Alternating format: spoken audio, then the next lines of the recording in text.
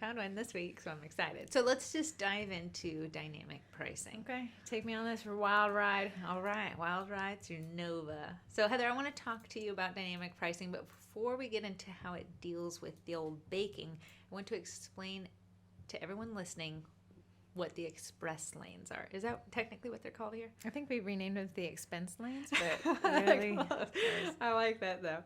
Heather and I, if you didn't already know, live, well, one, we're twins, which I found out nobody knows in the group, and two, we actually live 20 minutes outside of DC. 20 minutes with no traffic and about 5 hours with traffic, which is where the dynamic pricing of the Lexus lanes, expense lanes, express lanes comes into play. Exactly. So this area is so densely populated with so many people traveling into the city every day that traffic has become a part of our normal lives. Me and Heather grew up in this area, so we've sat in, I don't know, probably a half a lifetime of traffic or something at this point. If you've driven through Virginia, I probably yelled at you.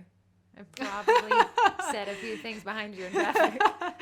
But I love when I actually visit my husband's hometown because they have like a single traffic light outside of a grocery store called the Piggly Wiggly. I don't think you can have a bad day driving past. You can never. You'll Wiggly. pry Wegmans from my cold dead hands. True, we I got switch Wegmans. sides. They can keep their Piggly Wiggly. But that's just not normal life up here. I love when Heather asks me when I'm going to be somewhere because it's either between 15 minutes or an hour and a half. There's like no chill and there's no in between. We have to talk slower, much unlike the traffic. Oh, sorry. Make your voice like traffic on 95 in rush hour. We won't be going anywhere. Okay. There is, however, a choice, and if you want to sit in traffic and if you don't want to sit in traffic, and these are called the express lanes. Now, Heather, if you heard her before, called them the Lexus lanes. And that is their secret code name up here because these express lanes are similar to toll roads, which I know a lot more people are familiar with, but they actually run alongside the normal interstate, and what they provide is super interesting. Mm-hmm.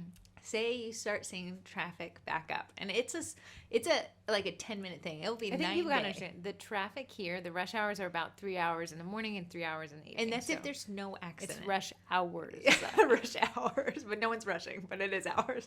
But these lanes, you can actually opt into them. You can take your special little exit ramp. But these express lanes have dynamic pricing. So when you take these lanes, they are going to cost you money. And you might say, Corey, how much is it? That's the thing. It's dynamic pricing.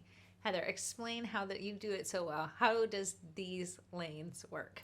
It's really interesting. I'm actually the familial expert on express lanes and how the Easy Pass transponders work. My dad has asked Heather to explain the express lanes no less than 72 times. Right. So the express lanes are extremely interesting. They are kind of a newer feature. I think they opened up 395's express lanes were first. Yeah, I think so. And then they did 95, and then now 495, and now they're working on 66. Yeah.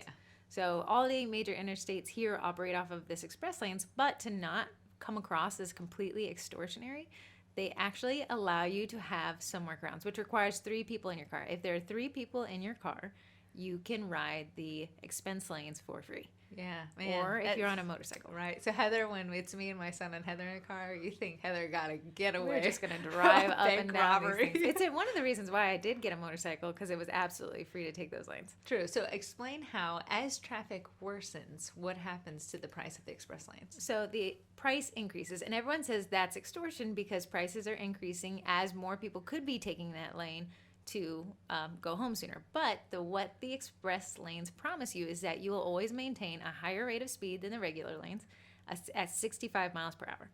And if you do not, you can actually apply for a refund. It's insane. So as the traffic builds on the normal lanes, the dynamic pricing actually goes higher because they want to almost deter people, the majority of the people, from taking these lanes so that the people who do choose to pay for these lanes maintain 65 miles per hour speed all the way through the express lanes till they get where they're going. So me and Heather actually met over in Tyson's last week, and I don't think she knows this, but I checked my GPS when I left her, and it was going to take me 2 hours to get home. It should be about a 25-minute trip. Yeah. So I said to myself, $15 or 2 hours of my life.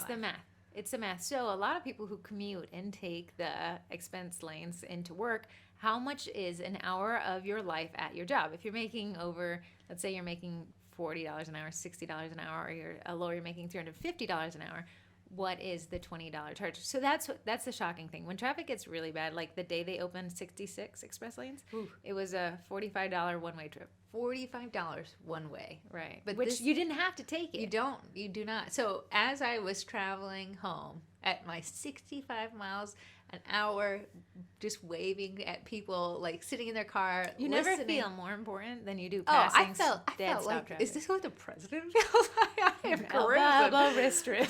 But everyone was in those normal lanes, sitting in traffic, listening to Baking It Down with Sugar Cookie Marketing. You like that plugged in? I do. I'm doing what I can. Greg was like, this needs to be about 2 hours long. Yeah. So I ended up being able to get home, saving my afternoon. I am $15 worse for the wear, but it was worth it because I was able to opt it. So that's what dynamic pricing is. And you might say, how are you going to tie this into baking? This is good. I see where you're headed. You see where I'm going? Okay. 65 miles an hour. We are heading there at 65. Okay, so back in Halloween of, what was last year? 2020? 2020. Oh, it feels like it's been a lifetime ago. We had someone who actually shared one of our DIY kits in a local moms group. For some odd reason, Halloween was canceled last minute. Like, so many people did not know it was canceled like 2 days before, but everyone wanted these. As if there hadn't been a global pandemic. They did not see it coming. Yeah, I know. I have no idea why. But everyone wanted these DIY kits to give their kids something fun to do, but they also waited to the last minute and came knocking on our door. We probably had 50 people wanting DIY kits, but we implemented dynamic pricing. Mm-hmm. This is why Heather and I do not have a static menu on our website, so that when we need to, we can increase pricing as demand goes up. It helps that there are two of us running this, and Corey's calling me while I was on the side of the road in the interstate in like Ohio, saying, "Hey, can you start raising prices to curtail new orders?" So you might be like, "Whoa, you guys are opting to lose orders by raising your prices." But here's the thing: of the 50 people that reached out to us, 30 of them bought a DIY kit. Mm-hmm. With the price increase that we did for supply and demand, we ended up making as much money as if we sold to those 50 people. So I ended up doing 20 kits less of work for the exact same price. So Heather, explain how that is beneficial to both your end user and to yourself, the baker.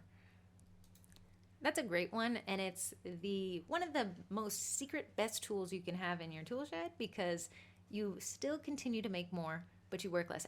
There's a point at which Corey had too many DIY kits to create. I was out of town for her to be able to sustain this. So she had two options. She could either continue to sell and make a lot of people upset when they couldn't get it from her, or she could raise her prices and fewer people would buy, until finally the price was so high that she had closed off her market.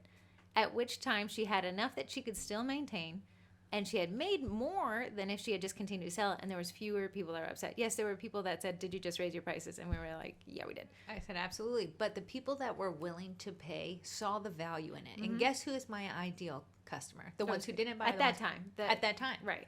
The ones who saw the value in it, who said, "Hey, I did not think ahead. My kid's going to be going crazy because he doesn't have any candy tomorrow.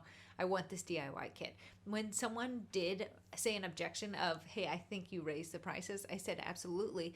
This is the day before Halloween. So as my cost of ingredients goes up, as I have to run to the store, my cost per DIY kit is actually going up as well. And a lot of people said, "Hey, it's not something I can afford right now. I'll come back at another time," which is absolutely fair to everybody. Yeah.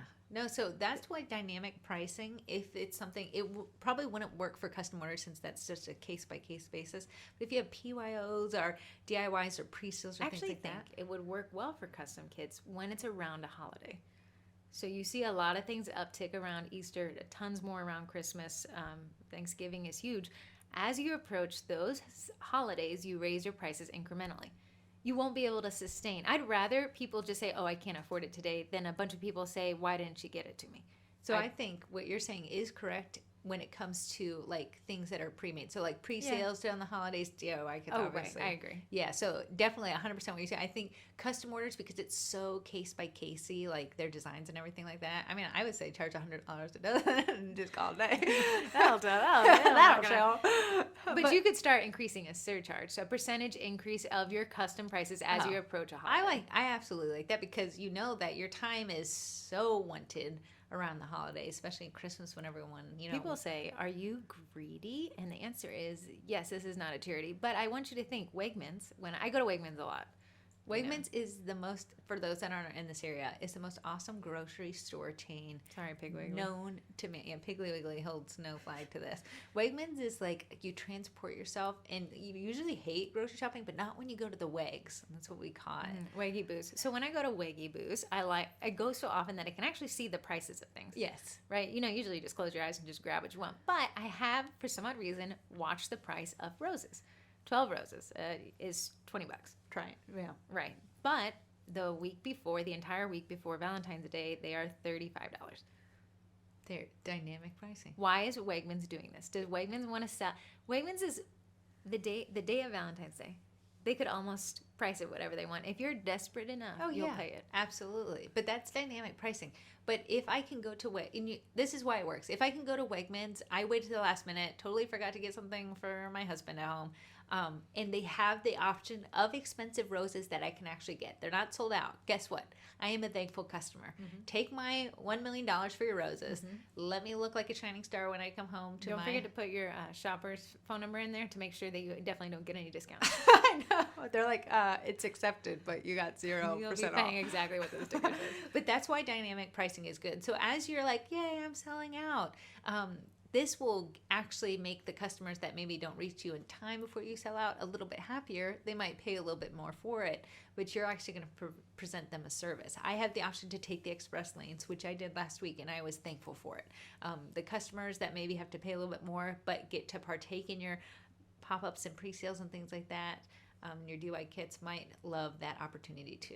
Right. The express lanes isn't sad that a bunch more people are in the regular lane sitting in traffic. No. The express lane says, the people who are in our lanes currently are very happy driving at 65 miles an hour. If you've ever seen Corey drive, it's not 65.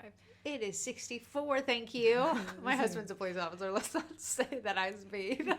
But they say, hey, we're not losing. We lose if all those people in the lane switch over to $2. Exactly. $2 isn't going to deter people. That's chump change. Take my $2. $20, that's a joke. $40, mind blown. But there's still people on the express lanes. Yeah. So that is dynamic pricing. I thought it was a very interesting thing that maybe people can think to incorporate. Yeah, it's how you slow down sales. And we want to slow down sales? Yes, we want to slow down sales if it is also increasing pricing. Yeah, money. Right. All right, that's all I had about